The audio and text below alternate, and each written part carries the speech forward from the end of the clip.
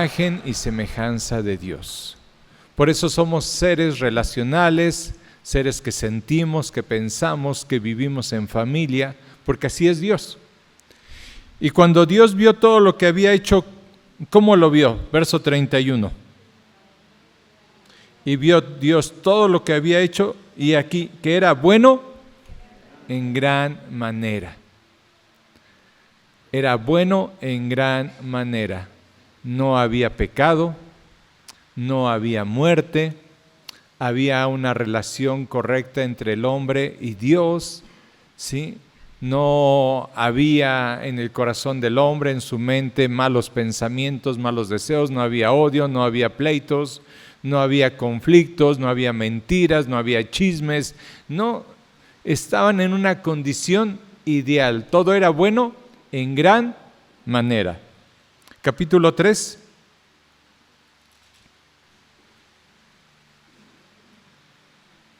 Entonces, todo era bueno en gran manera. Capítulo 3, verso 1. ¿Cuál es la palabra con la que comenzamos?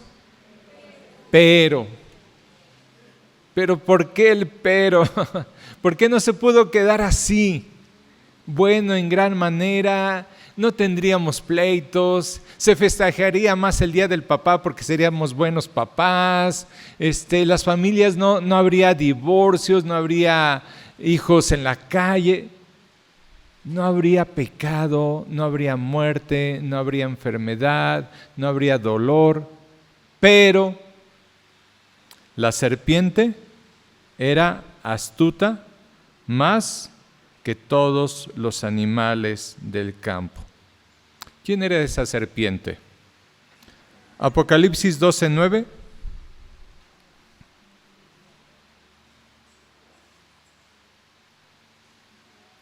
Y fue lanzado fuera el gran dragón, la serpiente antigua que se llama Diablo y Satanás, el cual, ¿cuál es su chamba? Engaña al mundo entero. Fue arrojado a la tierra y sus ángeles fueron arrojados con él. Entonces ahí en la creación, todo siendo perfecto, todo siendo ideal, viene un pero. Y regresamos rápidamente a Génesis capítulo 3, verso 1.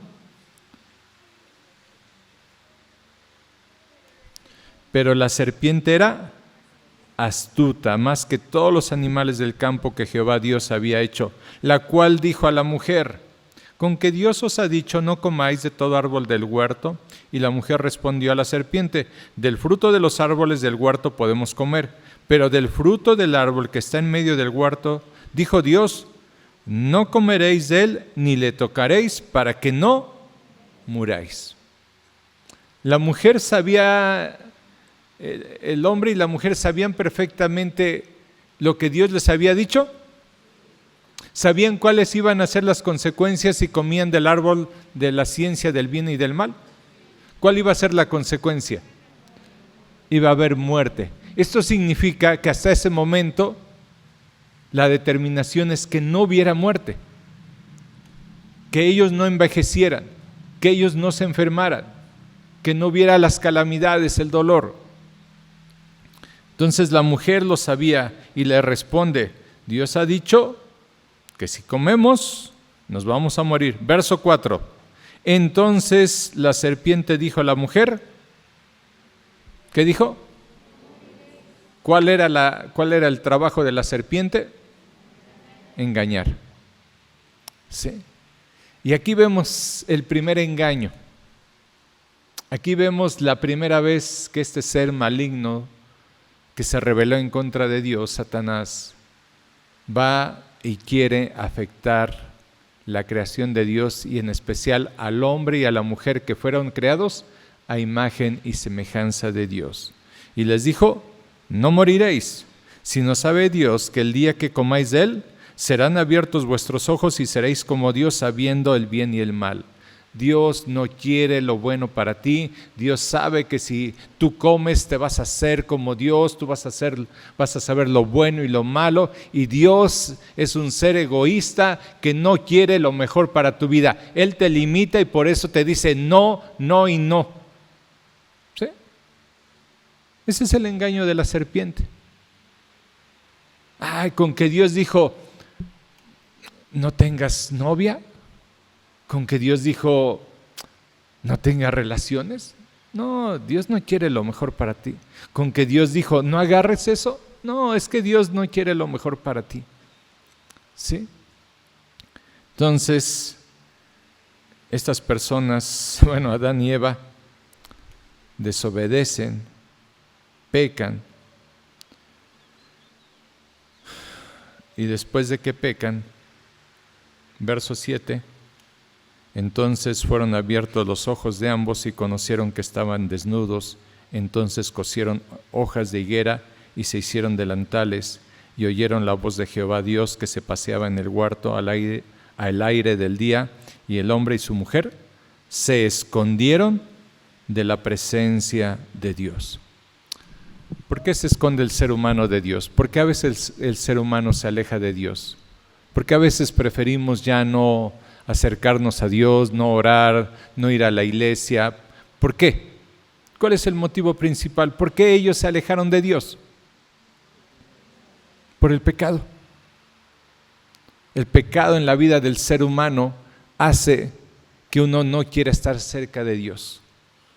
El ser humano rehúsa escuchar de Dios porque sabe que Dios va a tratar con la persona, con su pecado. Y muchas veces, o más bien todas las veces, no queremos que eso suceda. Y ellos desobedecieron, pecaron y vino la muerte. ¿Sí? Entonces, todo lo que Dios había determinado para el ser humano y que era bueno en gran manera y que estaban ahí y que comían del árbol de los mangos y comían naranjas y no se peleaba Adán y Eva, ni se veían mal, ni pensaban mal el uno del otro, todo eso se afectó por la desobediencia y el pecado. ¿Y qué encontramos desde Génesis hasta Apocalipsis, hermanos? El plan de Dios para restaurar eso que se rompió. Y por eso, cuando hemos visto Apocalipsis capítulo 5, estamos viendo cómo Dios, a través de este libro que tenía nuestro Dios ahí en el trono, vienen los juicios con los cuales Dios va a restaurar lo que Él quiso desde un inicio. Y vamos rápidamente a Apocalipsis capítulo 21, para tener este contexto general de dónde ubicamos Apocalipsis capítulo 5, esta escena del cielo donde se está buscando a alguien que es digno de abrir este libro para desatar los sellos y que vengan los juicios y que sea restaurado, ¿sí?, el propósito de Dios que Él tuvo para la humanidad. Y miren Apocalipsis 21, que son los últimos capítulos, cómo llegamos al fin.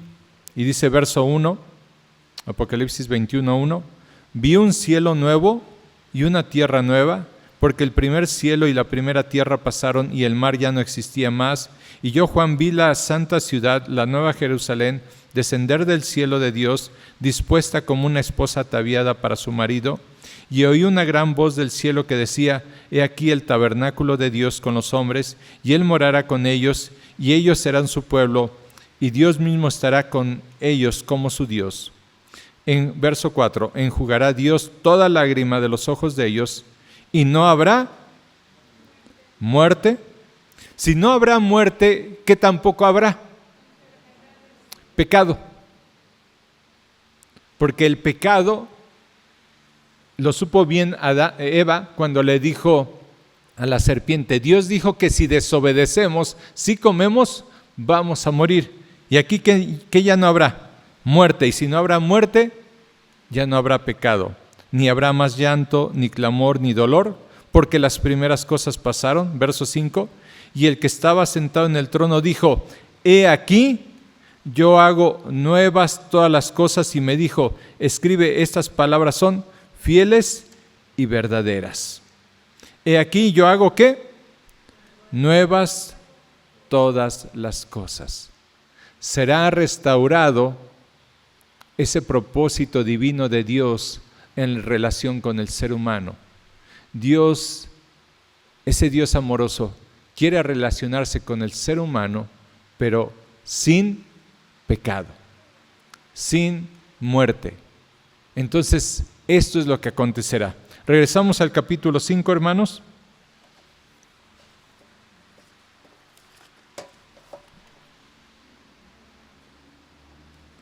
Entonces entendemos cómo podemos situar Apocalipsis capítulo 5 después de ver así rápidamente de Génesis cómo fue el inicio, cómo fue la creación, cómo era la relación entre el hombre y Dios y cómo se afectó por el pecado, por el engaño de la serpiente y porque el ser humano decidió creerle.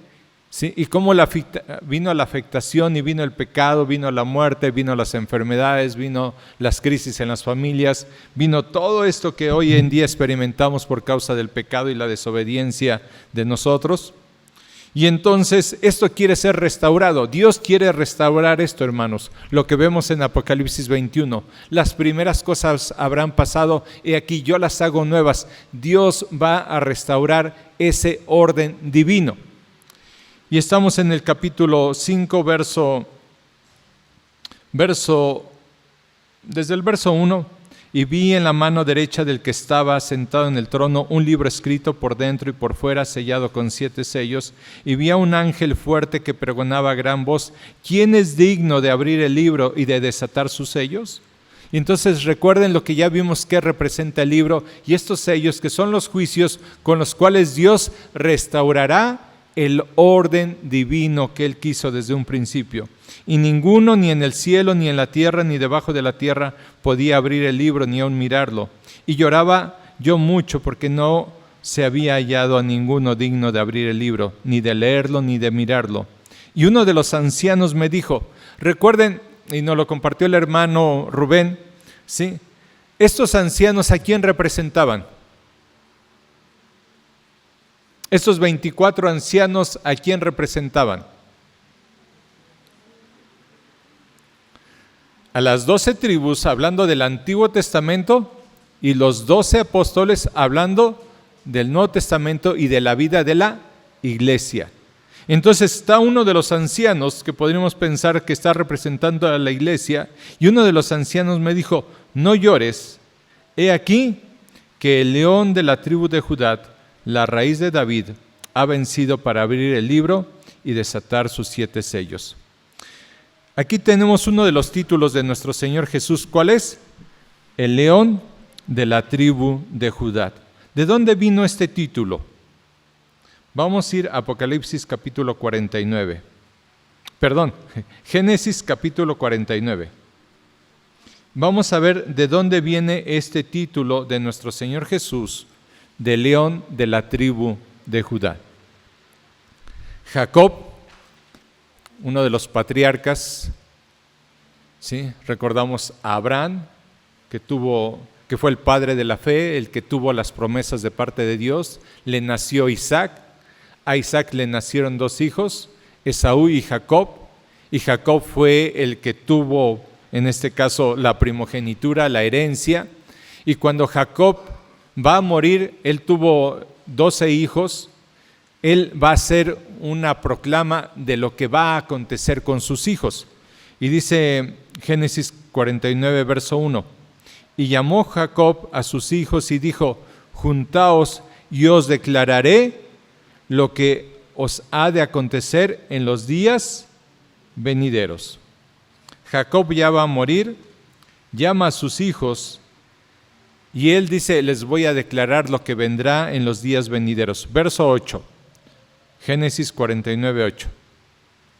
Judá, te alabarán tus hermanos, tu mano en la cerviz de tus enemigos. Los hijos de tu padre se inclinarán a ti.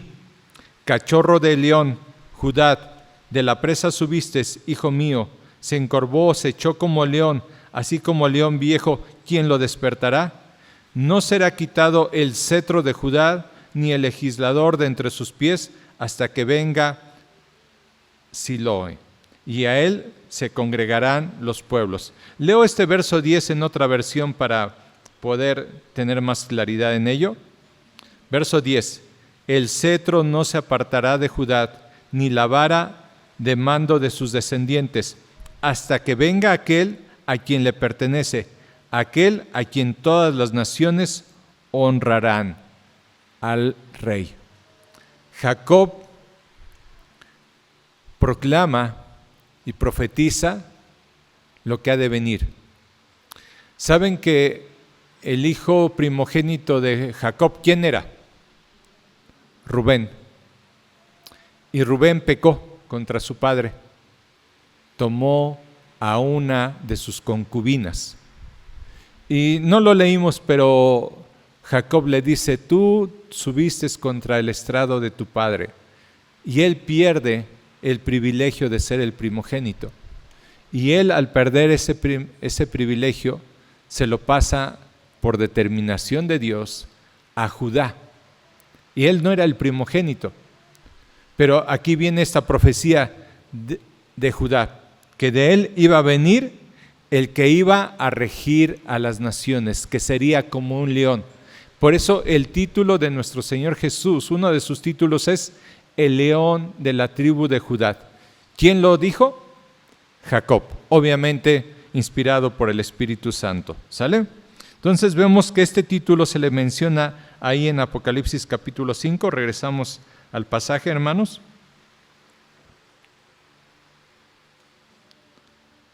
Y cuando el ángel le dice, el anciano le dice a Juan: mira, no llores más, he aquí el león de la tribu de Judá.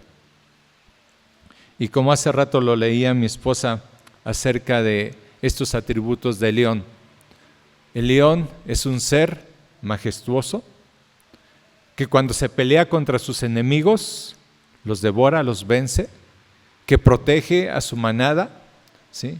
Que es un ser que es temido dentro de la selva porque él es el que en poderío es el mayor, ¿sí? Por eso se le conoce como el rey de la selva.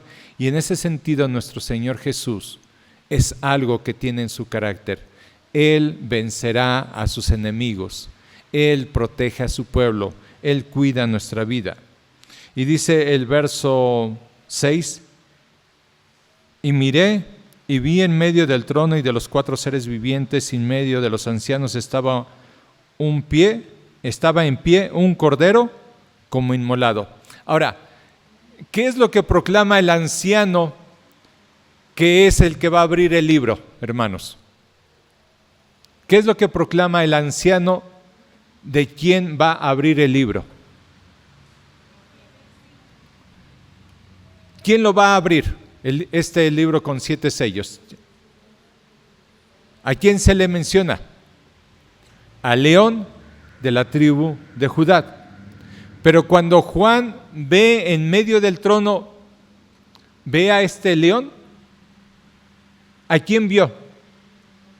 Verso 6: y en medio de los ancianos estaba en pie un cordero como inmolado. Se anuncia que el que va a abrir el libro es el león de la tribu de Judá. ¿Pero a quién vio Juan? A un cordero como inmolado. ¿Por qué es esto? ¿Sí? Porque antes de que nuestro Señor pueda ser aquel que vence sobre el pecado, sobre la muerte y sobre Satanás, tuvo que ser el Cordero de Dios sacrificado. ¿Y cómo vio Juan a este cordero? Como inmolado. ¿Qué es esto? Con las marcas de su sufrimiento, de lo que él había hecho. Vamos a ir al libro de Zacarías, capítulo 12.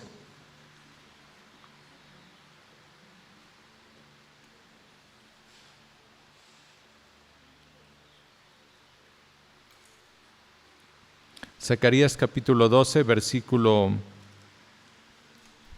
10.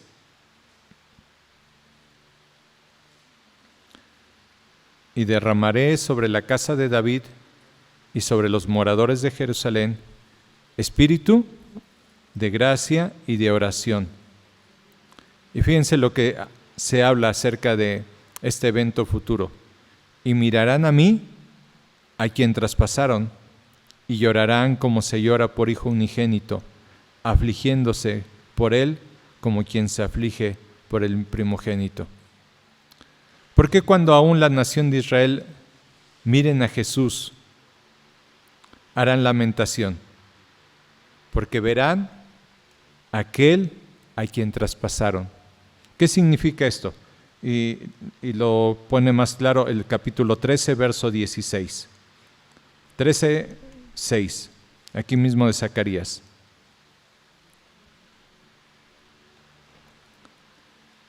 Y le preguntarán, ¿qué heridas son estas en tus manos? Y él responderá, con ellas fui herido en casa de mis amigos. Cuando miren ahí el Cordero que está en medio del trono, ¿cómo mirarán al Señor Jesús? Con las marcas que Él tuvo cuando fue crucificado por nosotros. ¿Sí? Por eso vieron a un Cordero como inmolado. Mirarán, ¿sí?, al que traspasaron. Sus cicatrices de sus manos, hermanos, la cicatriz de su costado traspasado, todavía está ahí en el ser bendito de nuestro Señor Jesús. Le mirarán y le verán aquel que traspasaron, aquel que traspasamos, al Cordero que fue inmolado por causa de nuestros pecados.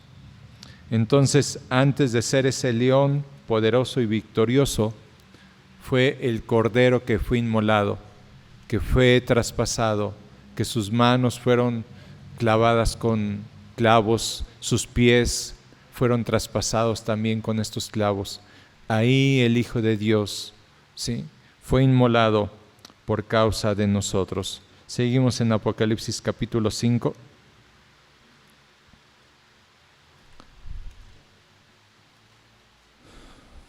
Y dice de este Cordero que vio inmolado, que tenía 7 cuernos y 7 ojos. Los cuernos, hermanos, en la Biblia nos hablan de poder. Y cuando Ana ahí en el Antiguo Testamento oró, en 1 Samuel capítulo 2, vamos a ver 1 Samuel capítulo 2, y se los quiero leer en una versión más antigua.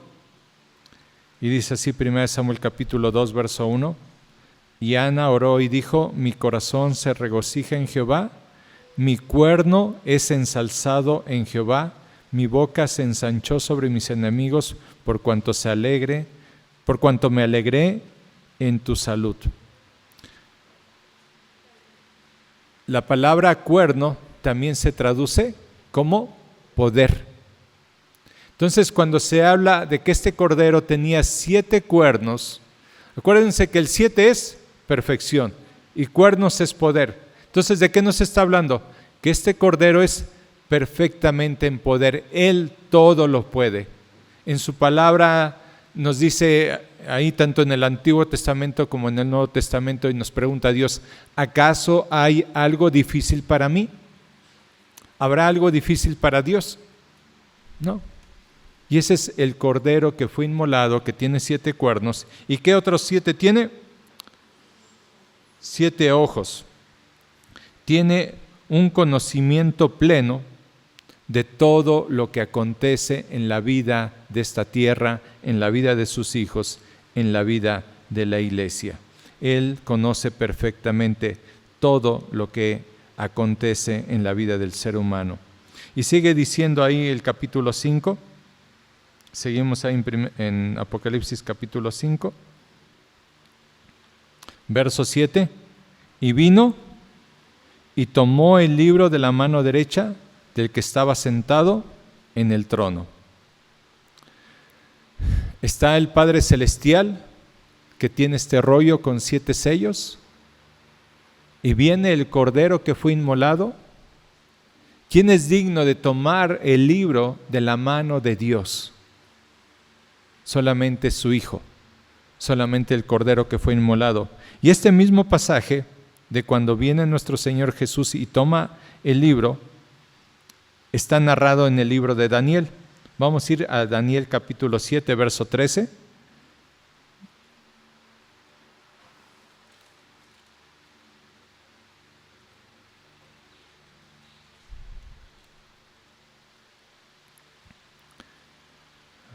miraba yo en la visión de la noche, y aquí con las nubes del cielo venía uno como un hijo de hombre, que vino hasta el anciano de días. Cuando se refiere al anciano de días, se refiere al Padre Celestial. Y le hicieron acercarse delante de él, y le fue dado dominio, gloria y reino, para que todos los pueblos, naciones y lenguas le sirvan. Su dominio es dominio eterno, que nunca pasará, y su reino uno, que no será destruido.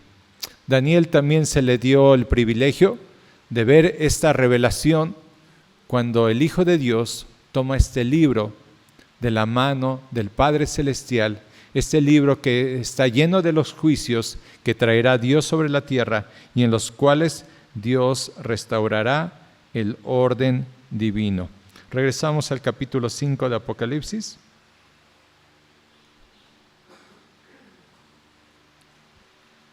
Verso 8.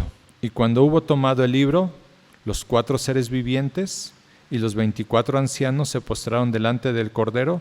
Todos tenían arpas y copas de oro llenas de incienso, que son las oraciones de los santos. Ahí en la adoración celestial, ¿qué está presente, hermanos? Las oraciones de la iglesia. Esas oraciones con las que hemos clamado por salvación para otros. Esas oraciones en las cuales hemos pedido a Dios protección. Esas oraciones en las cuales hemos adorado y alabado a Dios. Esas oraciones están presentes ahí cuando el Cordero va a tomar este libro para restaurar el reino y el dominio de nuestro Dios. Y dice el verso 9, y cantaban un nuevo cántico diciendo, digno eres de tomar el libro y de abrir sus sellos, porque tú fuiste inmolado y con tu sangre nos has redimido para Dios de todo linaje y lengua y pueblo y nación. ¿Qué hizo Dios por nosotros a través de nuestro Señor Jesús? Nos redimió. La palabra redimir viene de la palabra griega agorazo, que significa comprar en el mercado de esclavos para luego darles libertad. ¿Qué hizo nuestro Señor Jesús? Nos redimió. ¿Qué es redimir? Fuimos comprados en el mercado de esclavos, ahí donde éramos esclavos al pecado, fuimos comprados por la sangre de Jesús para luego ser libertados. Eso es lo que hizo nuestro Señor Jesús. Y sigue añadiendo aquí su palabra, nos has redimido para Dios de todo linaje y lengua y pueblo y nación, y nos has hecho para nuestro Dios reyes y sacerdotes, y reinaremos sobre la tierra. ¿Qué es esto de que Dios nos ha hecho a través del Señor Jesús hemos sido hechos reyes y sacerdotes? ¿Qué hace un rey? Reina. Dios pondrá a sus escogidos a reinar sobre esta tierra. ¿Sí? Somos de un linaje ahora especial, hijos de Dios. Estaremos reinando, pero ¿qué más? Seremos reyes y ¿qué hace el sacerdote? ¿Sí? Intercede delante de Dios, adora a Dios, lleva a otros a que conozcan de Dios. ¿Sí? Hace un momento oramos por nuestro hermano César y nuestro hermano Josué. Y bueno, el propósito es comenzar algo y comenzarles a compartir a las personas acerca de ese Dios que salva, acerca de ese Dios que perdona, acerca de ese Dios que restaura vidas y familias. ¿Y qué hacía un sacerdote? Acercaba a la gente a Dios. Eran intermediarios para llevarles a conocer de Dios. Y Dios nos da ese privilegio, hermanos. Nos da esa responsabilidad. Ahora, una pregunta, ¿este es un hecho para el futuro que Dios nos ha hecho reyes y sacerdotes o ya es algo que podemos experimentar desde esta tierra, hermanos? ¿Sí? Ahora te hago una pregunta, hermano. Aquí podemos ver este tema y decir, bueno, está bien, es interesante, hay cosas que ya sabía yo, del león y el cordero. Hace un rato lo cantamos, se leyó de él. Este es nuestro Señor Jesús, que fue crucificado, que él es el león que ha vencido la muerte, que venció a Satanás, que vencerá a los ejércitos enemigos cuando Él venga, todos los que se oponen al reinado de nuestro Señor. Pero la pregunta es, ¿qué tanto estas verdades afectan nuestra vida para nuestra conducta y afectan nuestra vida para compartirles a otros acerca de ese Mesías que viene por su iglesia? Es nuestra responsabilidad compartir acerca de nuestro Señor. Y sé que a veces, con todos nuestros quehaceres, con todos nuestros malestares o problemas, se nos va la vida en un instante. Y ¿saben una cosa, hermanos? No estamos proclamando estas verdades. No estamos hablando de nuestro Señor Jesús. No estamos diciéndole a la gente: arrepiéntete, hay un Salvador que viene. ¿Sí? Y es nuestra responsabilidad. ¿Sí? ¿Creen que los tiempos que restan de vida serán más complicados o más fáciles de lo que hemos vivido? Y si serán más difíciles, ¿tendremos tiempo para proclamar de Cristo? Sí tendremos el tiempo. El punto es que dispongamos a hacerlo, porque hoy en día decimos: tengo tanto trabajo, tengo tantas ocupaciones, tengo tantos malestares que no me da tiempo para hablarles a otros de Cristo. Si no puedo con mis propios problemas, ¿cómo les voy a hablar a otros? ¿Creen que eso nos justificará delante de Dios? No, porque hay quienes están en la misma condición y sí están proclamando de Cristo, del Salvador. Y sigue añadiendo en esta adoración celestial, después de que el que es digno, el león de la tribu de Judá, el cordero que fue inmolado, toma este libro para abrir los sellos, y dice el verso 11: y miré y oí la voz de muchos ángeles alrededor del trono, y de los seres vivientes, y de los ancianos, y su número era millones de millones. Imagínense, ahí en el cielo, millones de millones entre ángeles, personas redimidas, estos seres espirituales.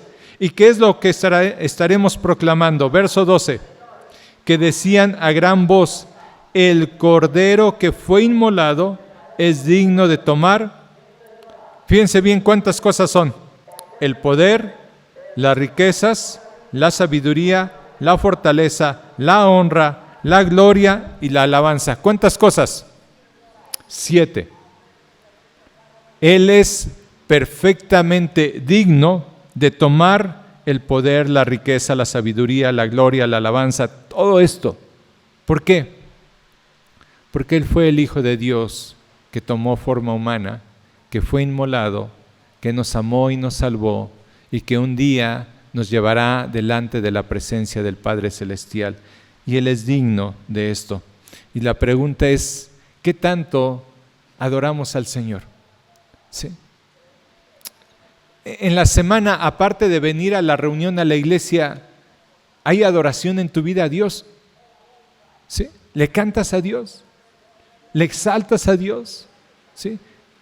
¿Ves todo lo que Dios te ha dado, la salvación, la eternidad, el perdón, el amor, en medio de tiempos difíciles, y le adoras a Dios?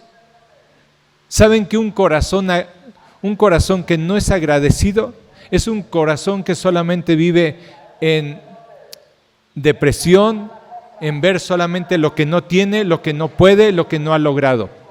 Pero un corazón agradecido, un corazón que adora, hermanos, es un corazón que tiene gozo en su vida.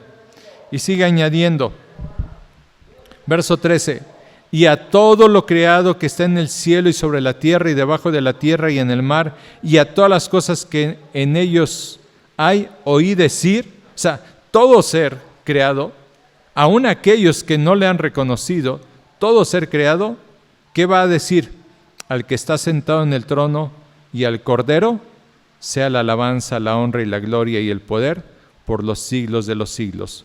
Los 4 seres vivientes decían: amén, y los 24 ancianos se postraron sobre sus rostros y adoraron al que vive por los siglos de los siglos.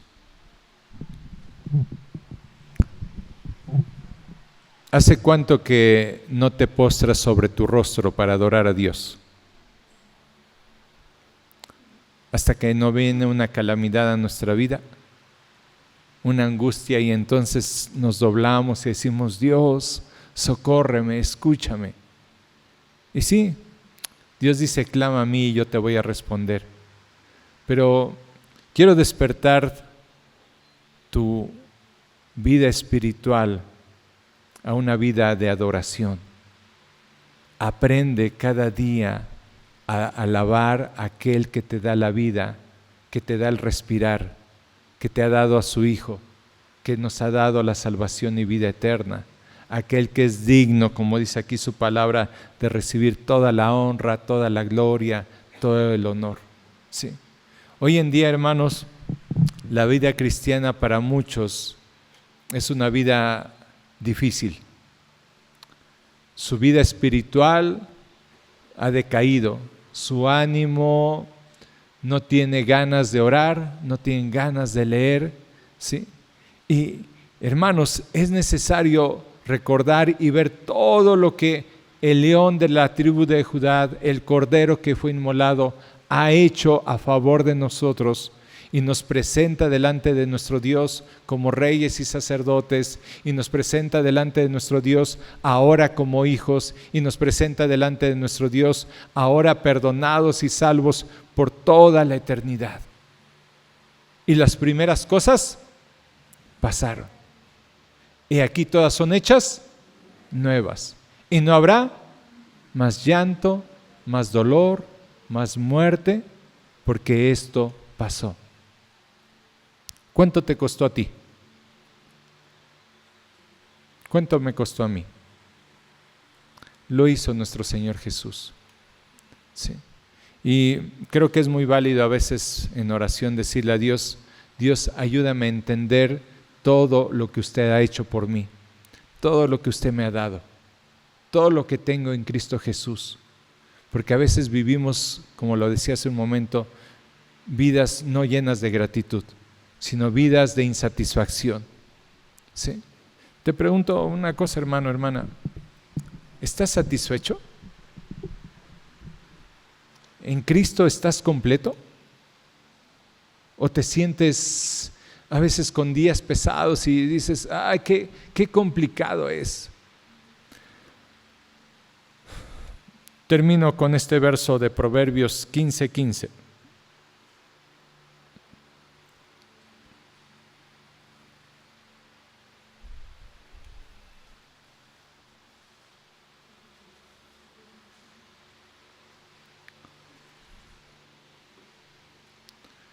Todos los días del afligido son difíciles. Es que no tengo esto, es que no he logrado esto, es que no puedo esto. ¡Ay, qué difícil! Y entonces el afligido, ¿cómo se le hace su día? Difícil, cansado. Hay cristianos que están deprimidos, ¿sí?, que quieren ir a ver a un psicólogo para que les digan que mira la vida, sonríe, mira el cielo. Todos los días del afligido son difíciles, mas el de corazón contento. Pero aquí el punto es: ¿en dónde puedes basarte para que tu corazón esté contento? En tu chamba. No, a veces llegas el lunes y dice algunos: te da miedo el lunes porque no llega la gente. ¿Sí? Te da miedo porque, híjole, se me acabó el material y no acabó mi trabajo. Ya se llegó la fecha y no pude entregar. ¿Sí les suena conocido estas cosas? Entonces, ¿dónde pones el gozo de tu corazón? ¿En tu trabajo? ¿En tu salud? Si no te duele aquí, te duele allá. Y si ya te curaste de allá, ahora te comienza a doler acá. ¿Sí? ¿Sí te pasa o no? Entonces, ¿en tu trabajo? Pues no. ¿En tu salud? No. ¿En que tu familia no tiene conflictos, es perfecta? Híjole, pues tampoco. aunque sea en que salgo y me refresco. No, pues ahora no te refrescas, ahora te chamuscas con el sol. ¿Sí? ¿En dónde está tu corazón contento? ¿En tu cartera? ¿De dónde puedes tener un corazón contento?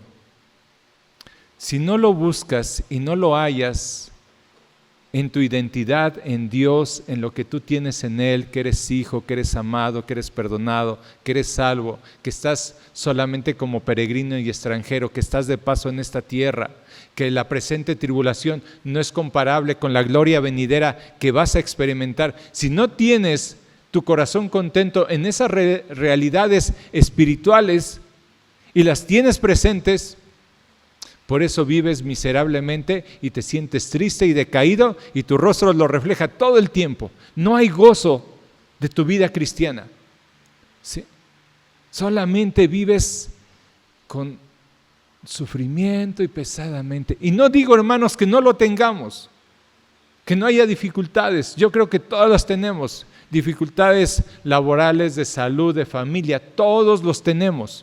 Si alguien me dice, yo no tuve problemas esta semana que pasó en ninguno de estos aspectos, pues será porque ya está muerto. Pero si no, te puedo decir que tú tuviste dificultades y yo también.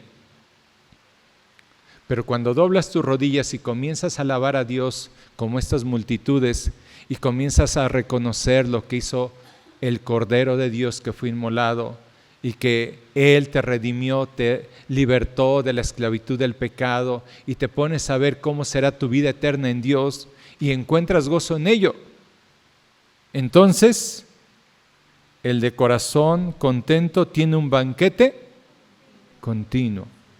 Sí. Hay quien se sienta a comer y no le sabe la comida. Está desabrida, está muy salada, ay qué feo, no me gusta. En nada encuentran satisfacción en su vida, todo es algo pesado. ¿Tú crees que para eso Cristo murió por ti? ¿Tú crees que para eso Cristo nos redimió?